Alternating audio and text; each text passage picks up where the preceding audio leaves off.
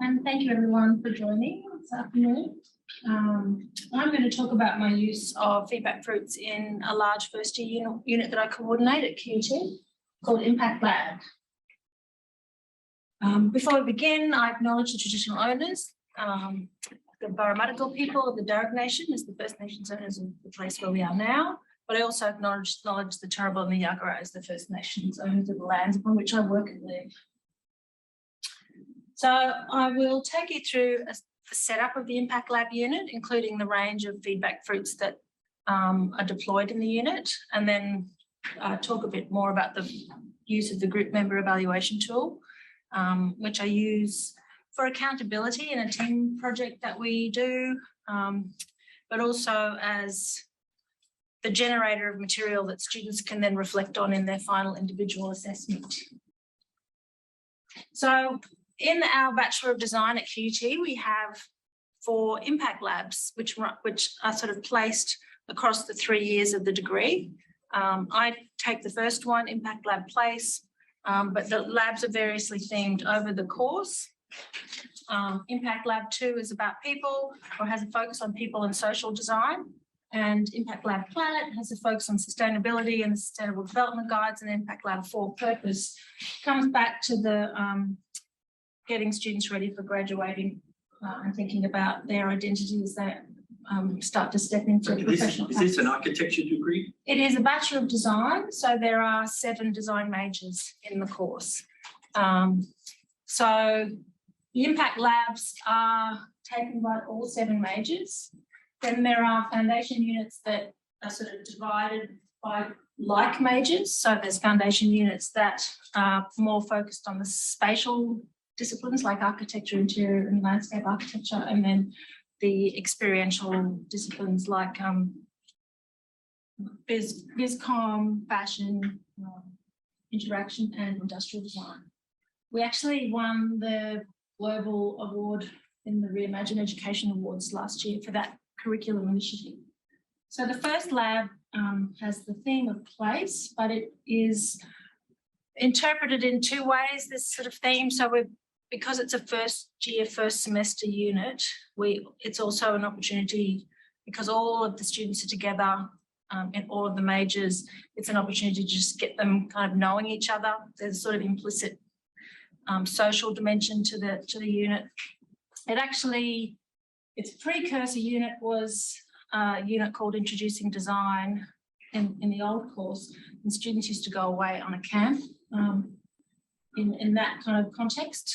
And we did do that for the first Impact Lab when this course started in 2019. But the scale of things was just becoming a bit unwieldy in that space because, we had about 800 students in that first run of the unit in 2019, and then COVID kind of made that whole thing impossible. Anyway, the sort of characteristic things about particularly the first 2 impact labs are that they're compressed delivery. So the one I take is 5 weeks of lectures, and then we have 1 week of intensive teamwork, and then a short period of reflection post-teamwork. Impact Lab 2 has 5 weeks of classes and a 2.5-day team project, and then a little bit longer time in reflection. In terms of the content focus of the unit that I coordinate, because it's a design course, we do focus on problem framing, but we don't take a disciplinary approach in those terms. So it's sort of a bigger design thinking type approach. We do focus on team-based learning process, or team-based design process, I should say. So that is one of the outcomes we want to meet, and which involves, I guess, learning effective collaboration.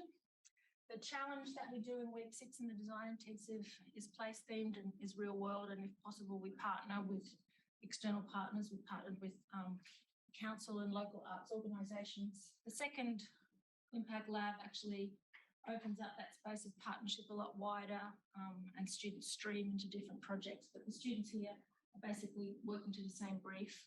Still quite a broad brief, and they have to find their own problems within it. We deliver it each semester, different size cohorts. So first semester, big intake, around 850. Second semester, mid-year intake is a lot smaller. And all of the impact labs are satisfactory, unsatisfactory grading. And we have a whole of unit rubric for each unit, and the passing threshold is meeting 7 of the 10 criteria for the unit at or above standard. So we describe 3 standards in that rubric.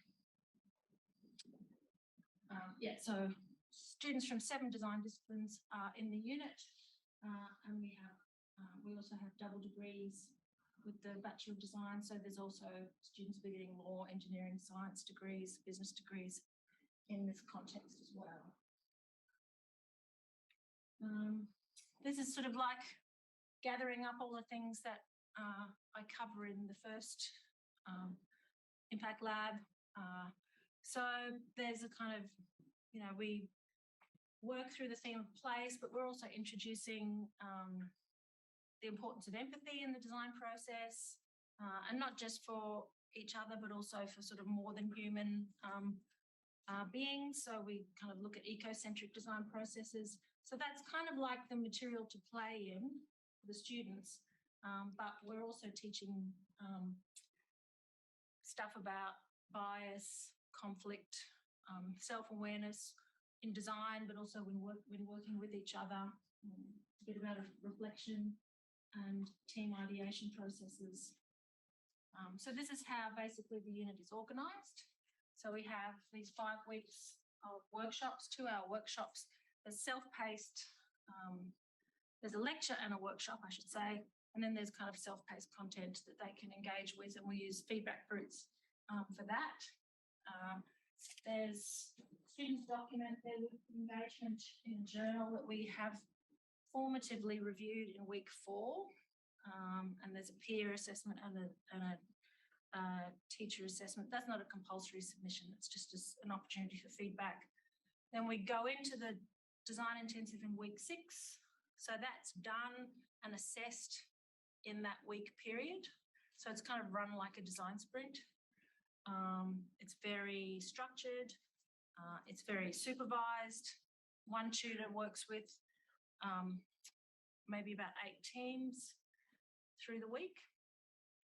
And then at the end of that, they have 2 weeks to then wrap up their assessment, which involves tidying up that journaling from the first 5 weeks and then doing a final big reflection on the week 6 experience. So there are 2 assessments, the design intensive assessment and the learning journal and self-evaluation at the end. So that's the range of fruits that we're aware of in FeedbackFruit. These are the fruits that I use in Impact Lab 1.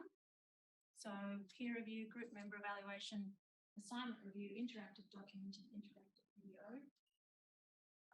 The fruits in the context of learning and assessment. So as I said, we use interactive document and interactive video for readings and looking at other documents relevant to the content, and additional video content on top of the lectures.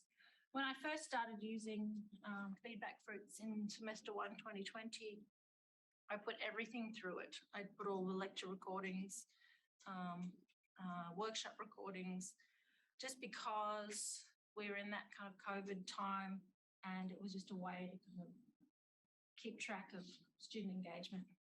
If people weren't attending the workshops synchronously, they could participate asynchronously through the FeedbackFruits interactive video versions of the workshops and lectures. The assignment review tool is used formatively, so that's staff giving feedback to students on their draft journals, and there's also a peer review opportunity. I've only done that twice so far, used the peer review tool, and it is voluntary. There's a little boost in the rubric if students do put themselves up for peer review and review another student's document. So that kind of, even though, we're just pass-fail basically, they can still be recognised for participating in that process. But it's not a make or break thing unless they're marginal in some other area. And then, we use the group member evaluation tool at the end of that week 6 design intensive experience. So the groups are formed by me. There's no kind of choice in that process, and I work on the basis. I mean, students we actually run the design intensive over the 5 days, but there's 3 sessions to choose from each day, so that students could work in a morning team or an afternoon team, or they could work in the evening in an evening team. The evening teams are online. The morning and afternoon team work is done on campus. So that's, I guess there's a choice aspect there, which then lets students commit to certain time blocks over the week. But there's 4 or 5 students in each team. I don't form the groups until post census, because I'm trying to avoid students disappearing from teams before they even get started. So that's why that process is delayed. I do get feedback from students saying, they wish they could know who their teams are sooner and that sort of thing, but it's just impossible to engineer, because students won't really ever be necessarily in a team during the intensive week that they know from their workshop classes, because these workshops, which is where students will be meeting other students, are all over the week. And so, yeah, I just have to go with organising students based on the time stream that they've chosen for that week 6. Their discipline, I try to keep the gender thing a bit balanced, but other factors like differences in age and all that sort of stuff are completely opaque to me, so I can't engineer that in making the groups. But how many students are you talking about? Well, there's lots of teams in that first semester, so with 800. Although by the time we get to week 6, we're sub 800 usually, after some, post-census attrition and that sort of thing. And how big are the teams? Around 5, 4 to 5. I mean, we start with 5, some drop to 4, some drop to 3 because people just disappear or, but, so students, the week before the intensive starts, like at the end of that week, they are virtually introduced to each other. And there's a bunch of things that we do in this first part of the semester. They generate artefacts that they can use then to share, and I'll talk about that shortly, that help kind of ease that, or create some structure around that hasty coming together. Because that's the other thing. It's good that it's short, rip the Band-Aid off. Students really like the fact that they're not collaborating for too long. But there is that thing of them having to get to know each other really quickly in order to work together in a fairly high-stakes situation, which is another reason why we have it as a pass-fail unit, so that if things go really poorly in that team experience, and they rarely do, it won't break an individual student, won't prevent them from passing the unit necessarily.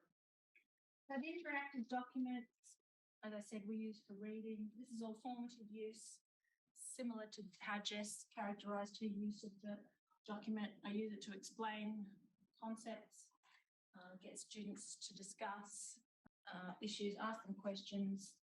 And all of these experiences, the lecture, the documents, the videos, the workshop, they're all things that then become experiences that students can then draw out insights to reflect on in their journal.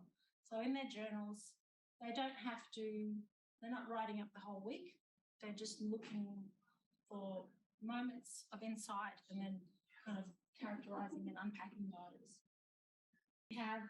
We generated our own content, a series of designer perspectives videos by local designers. And this is another way to kind of expose that beginning cohort to what design is like in the different design disciplines, so that they can kind of get a sense of what is ahead of them in terms of their own professional future, but also just to see, what other disciplines adjacent to theirs might be like. It's just a screenshot of peer feedback using that peer review tool, and educator feedback. So students who participate in this week 4 opportunity, can harvest quite a lot of feedback. The document that you've got, that you've uploaded there, is that That's a student. PDF or That's the student's journal. Yeah, it'll take in it'll take PDF. PDF, docx pages. It takes a whole range. Is there a complication if you want to use a reading from a database? You're not supposed to do that I know. because of the. I have been doing that, and then someone said you can't do it. Can't do that. That's a- Yeah. So if you want to do that, you have to make your own kind of excerpted versions you of have to things. do a bit of work Yeah. to There make it is- original. There is a similar. There's a Talus tool called Talus Elevate, which is like the interactive reading. Yeah, So it will take things out of your. If you use Talus in your I've library. heard of So we use Okay. Talus at QUT for readings. You Mm. can create reading lists, plug them into your LMS, and students can access them. So the Talus Elevate will turn the readings that you've set for your class into a social reading space, much like this is. You can set questions, you can have little quizzes in them and that sort of thing, but it's a totally different thing to this. So moving forward, I will excerpt things and contextualize, do a bit more work to keep using that feedback fruit. But this is a student submission and the educator giving feedback on the draft of that student. So the group member evaluation tool is the thing that I wanted to focus on a bit more in this session. So I'm using it as a way for students to direct their reflection on the team project. So there's an accountability dimension because they know at the end of that experience, they'll be giving each other feedback. There's a line in the rubric that relates to the engaging with this group member evaluation. So they'll effectively they won't meet a criterion if they don't do it. Because, and there is a situation, sometimes it happens where students don't do it and they get all the feedback from their peers, but they haven't given any to any peers. So they're not compromised necessarily in doing the self-evaluation. So they take the review that they receive from the group member evaluation, and then they reflect on that in that final So self-evaluation. you can't make that conditional? That You can. You can. Yeah, but I don't. I just keep track of it. So because they will not meet a criterion if they don't do it. So, but I don't want them to not be able to access that. It'll just stop them altogether and they won't be able to finish that work. But I don't know if you've experienced this situation in your context. We have experienced a lot of students who just do not do the last piece of assessment in a unit now. Like they don't show up for the exam, they don't hand in the last thing, they just go away. But, so even though this is a short unit, I still have a reasonably concerning number of students who won't hand in that last piece of assessment and therefore are at risk of failing. I do chase them if they don't hand in. I don't think we missed a deadline. But in other units, across the university at QT, people are reporting students just dropping their bundles like in week 12 or 13 and not handing in the last bit of assessment. So the way that I set up the team experience is to focus on content or focus on concepts that are about students becoming self-aware in their process, self-aware in their interactions with others. As a designer, the first thing you must do is think about someone else in order to solve their problem, to understand their experience of the problem. But it's the same, there's the same self-awareness kind of required when you're working with other people. So their first reading, the second reading that they do is this interesting little thing by Meredith James, where she kind of puts a Buddhist mentality against a design thinking mentality and sort of looks at the overlaps. So we kind of introduce this idea of if you want to be a designer, you need to think about yourself and what you're bringing to working with others as a designer, but also as a collaborator.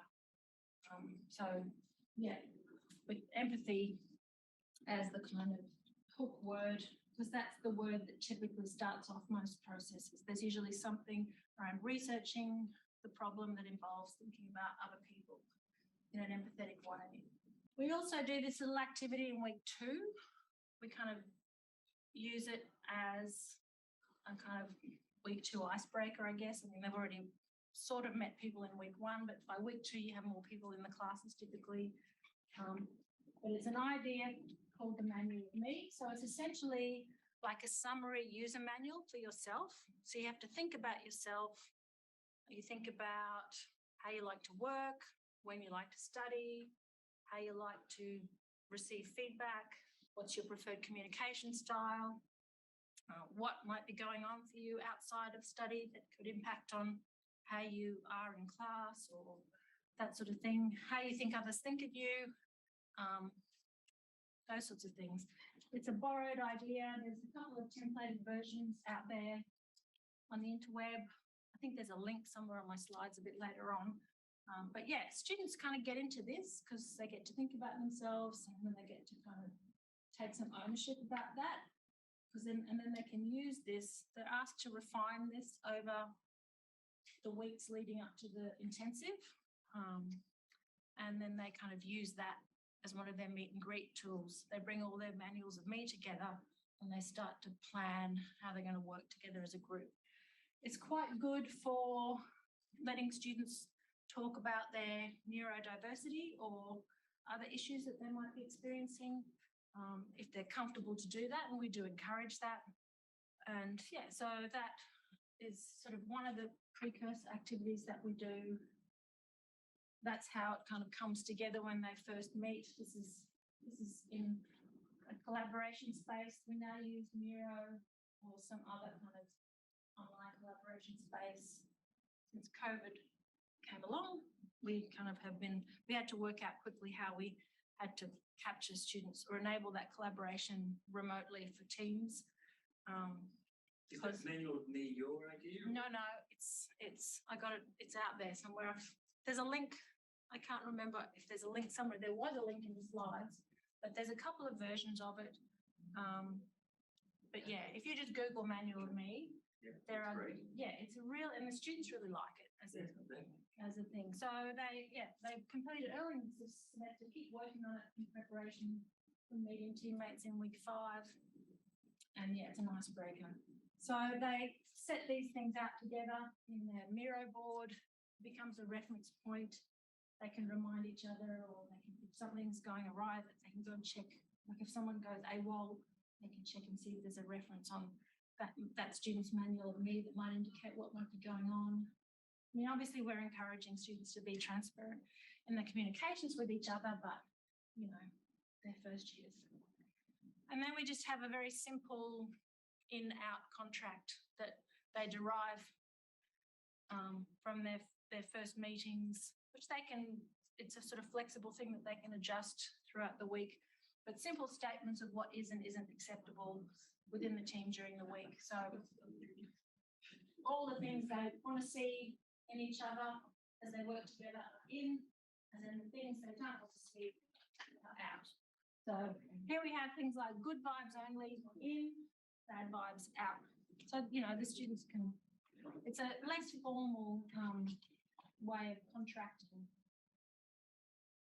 The other thing I introduce is this thing called the hybrid traits model, because sort of, I guess, along with that self-awareness and empathy aspect, we also talk about how you can never take the personal out of the professional, that all of our work is a combination of personal and professional characteristics. So Erin Casali is, I think, an interaction designer sort of by discipline, but they had this really nice model for leadership that was about being aware of ego and 10 minutes, okay. And I thought that was just nice in the design context as well. There's in that reading about self-awareness, there's talk about the mindful ego. So I think that's something that's good for students to think about as early as possible in their design careers, because it's something that designers are often kind of pulled up on, that ego kind of can take over in terms of the way they express themselves through solving the problems of others. So yeah, it's about gentleness, kindness, psychological safety in that sort of space of teamwork. So we introduced it in week 4 and we reviewed it again in week 6. So these are the dimensions in that model. So quite simple characterizations. The professional side is being proactive, taking initiative, being responsible, trustworthiness, having skills, bringing skills, being curious and wanting to grow. And on the personal side, we have empathy, compassion, individuation, so understanding the value of your passion and what you're bringing, and then being adaptive, being able to flex with different situations.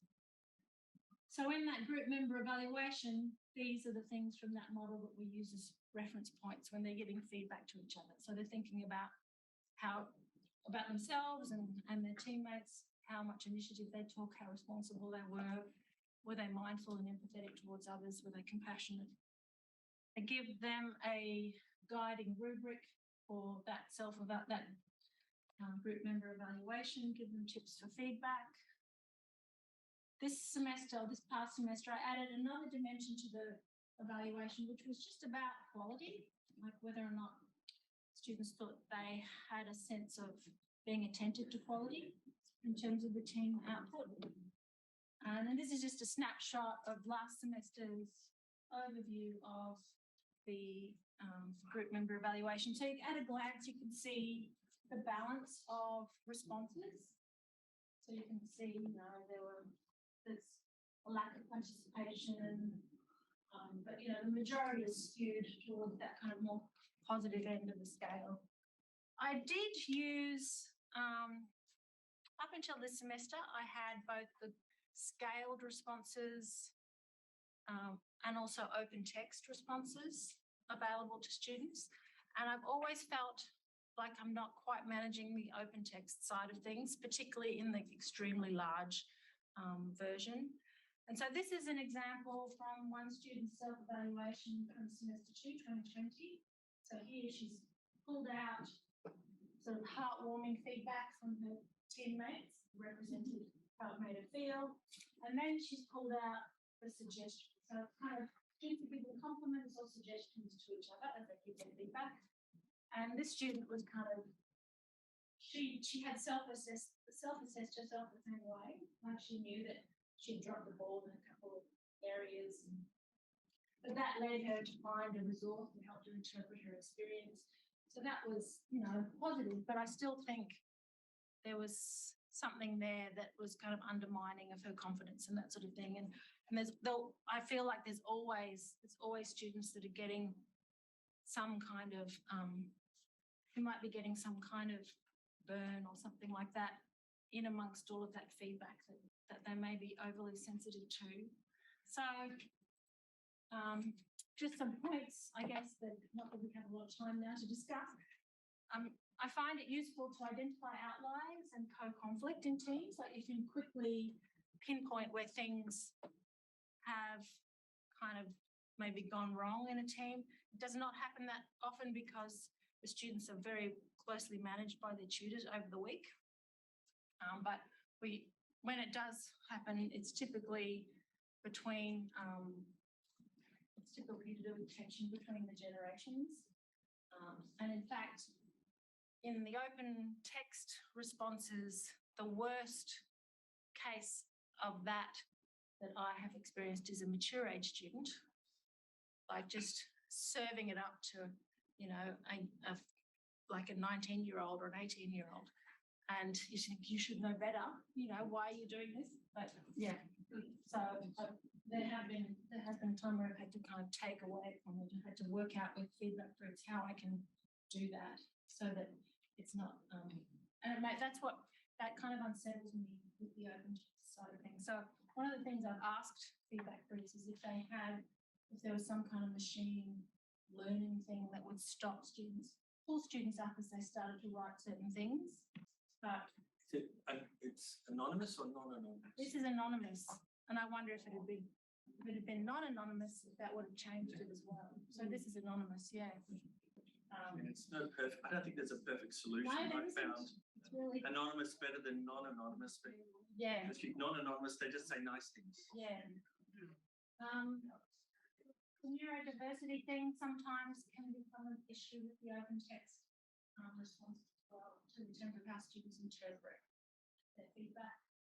It highlights underconfident students, so that's useful too in terms of when students do their self-evaluation or self-assessment in this group member evaluation tool, they'll set themselves much lower than their peers do. So you can tell them, I think like they read the feedback and they can think about that, but educator feedback can then come in and say, well, obviously, you did do very well in X, Y, and Z, etc. So, so I wonder about being able to solve that with different preparation, inclusive language guidance, maybe make it two-way within the tool because students can respond to feedback. You can turn on a setting that lets them respond to the feedback that they've received and that the giver would then see what the receiver thinks about the feedback. So, maybe make it more iterative in those terms. So it would sort of change the nature of the task somewhat. And I did wonder then also, and that was reinforced by Jess's presentation, whether or not we should just do something at the end of each day so that students can then just get on top of things during the week. There are some issues. Maybe run a simplified version of the group member evaluation. Would that be more authentic? And because then it's just part of the flow of learning through that week. But welcome any thoughts or yes. Yeah, I'm interested to know, what did you find if you went to just using the scales only? What did you find? Did you find students found it as useful? Or it made the self-evaluations a lot more boring to read because they didn't have any texture to really go on. Because when they're reading comments, they can then kind of pinpoint. Right. Yeah. So things became a bit generic and a bit more assumptive, I guess, of students. That's why my projects are all about scale. Yeah. And we're really keen to be incorporating things like this into our subjects and to encourage our academics and learning design to encourage them to be doing it, but that there's that challenge of having to check to make sure someone hasn't said something unsafe. Yes, and, exactly. All of those sorts of things. We're actually using it in a painting subject, and everyone's an art critic, obviously. So thinking about how we would manage those sorts of things. Did you find having clear criteria in certain ways to frame responses was effective, or did you? Well, in the main, it's fine. It's just those. When it happens, if someone, and it's only a little part of the class, but it's for those people.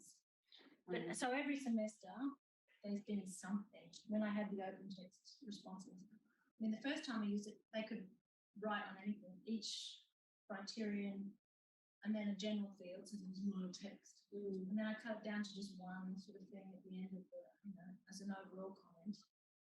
There was one semester where a teammate made a comment on behalf of another. So this is female, accusing a male colleague of pestering one of the girls, and he just went, I did not, and he didn't want that in the thing. And it's like, oh God.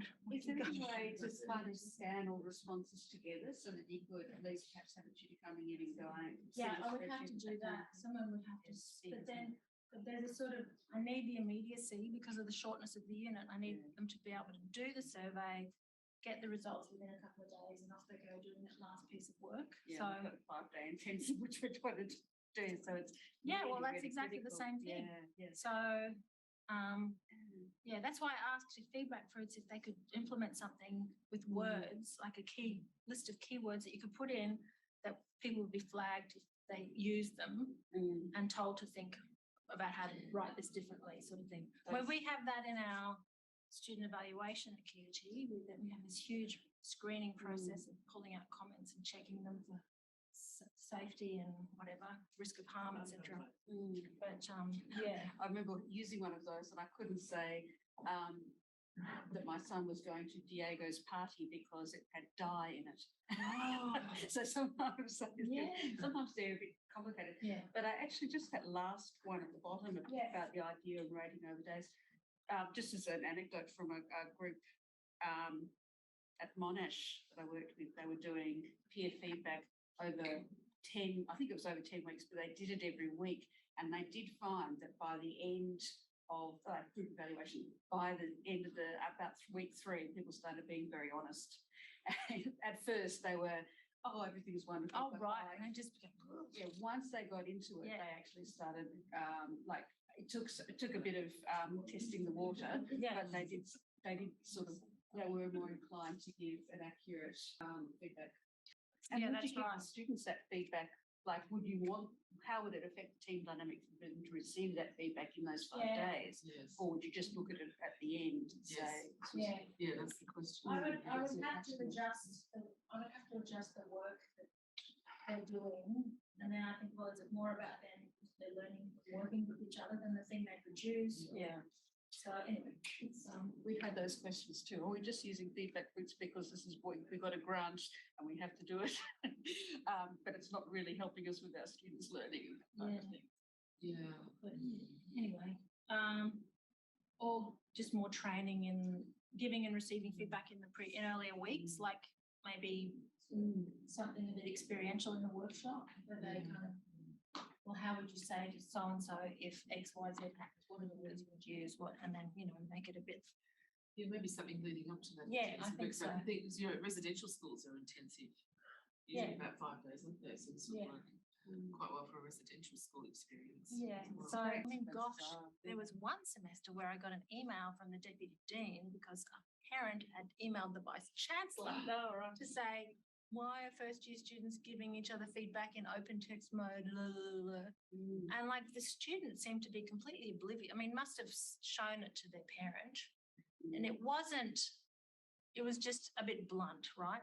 But maybe that student had some kind of thing, but she wrote about it very articulately. She emailed me to thank me how much she enjoyed the unit and got what she got out of it. But yes, VC down to the DVC to please explain. I'm like, oh. And here's the student by any chance. Design. Right.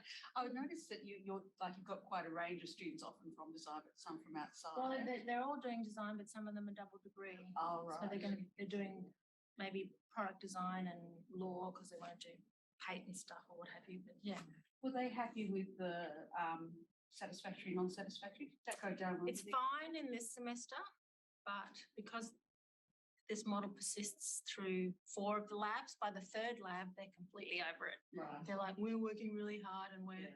second year students. And So ask about that. And then does that then get them just going, oh, all I need to do is be satisfactory, so I'll just stop. except it's not easy to be satisfactory because of the way that we've written our rubrics. Oh, right. So there are different levels of satisfactory. No, but just the standards, meeting the standards, it's not just like a bump along the bottom thing. It's like, well, you haven't done that, so you can't get that criterion. So, you know what I mean? Like, I should have had an example of the rubric, but Seems competency based, but it's clearly not from what you're saying. Like yes or no. it's quality. qualitative. Yeah. So we describe what not being at the standard looks like, and then we have all the things that we want them to do in the middle at standard. Then we have the beyond, Oh, that's but then satisfactory, then very satisfactory. yeah, but being very satisfactory doesn't make them Don't you get more. more marks? We don't have like. Doesn't make them more satisfactory, just being. No, they just get the S. They get the S, but they get the warm inner glow of having chicks in. We've been having How some, satisfactory? we've been having some discussions about that. Like, I think particularly in the creative arts, people are saying should in first year you would just have, pass fail. And both my nephews actually, who are one will be an apprentice and one will be a performing artist. They've got to do an audition anyway, so they've both done a pass fail VCE, which is not everywhere. But then some of my colleagues have said, our students, our medical students, our law students don't want to be satisfactory. They want to be kicking goals. Well, we get feedback from students in the 3rd lab where they just go, there's just so much work, you know. Yes. Where's the grade? Where's yeah, the grade? glory. Like, the work is associated with the credit points. That's Where's where the the workload acknowledgement? comes from, not Yeah. about the grade. So, It's anyway. interesting, and I wonder if that will change too, because the satisfaction level is sort of integrated into primary and secondary school now. That you don't have, you've got students get reports on, well, at least in Victoria, on whether they are at standard or whether they are above standard or Yeah. below standard. Really is something to let them know where they are and what they need to aspire Yeah. to. So there's a cohort of students coming through who are used to that kind of system. And a cohort of academic teachers who are not used to that kind of system. So it'll be interesting to see, you know, the clash or the. Did you notice any difference between the face-to-face day classes and the evening online cohort? No, because it was a choice.